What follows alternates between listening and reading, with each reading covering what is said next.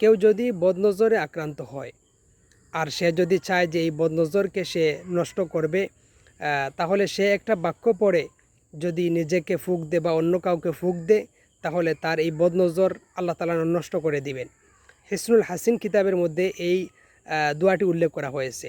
দোয়াটি হচ্ছে এরকম, সেখানে উল্লেখ করা হয়েছে যে মান উসিবা বি আইনিন, মান উসিবা বি আইনিন, এরপর রুকিয়া বেকাউলিহি বিসমিল্লাহি আল্লাহুম্মা আযহিব হাররাহা ওয়া বারদাহা ওয়া ওয়াসাবাহা। এরপর আরেকটা বাক্য কুল বিইজনিল্লাহ। এই দুটি বাক্য পড়ে কেউ যদি কাউকে ফুঁক দে অথবা নিজে নিজেকেই ফুঁক দে, তাহলে এই দোয়া পড়ে নিজে নিজেকে অথবা অন্য কাউকে ফুঁক দেওয়ার কারণে আল্লাহ তাআলা এই বদনজরকে দূর করে দিবেন, বদনজরকে নষ্ট করে দিবেন।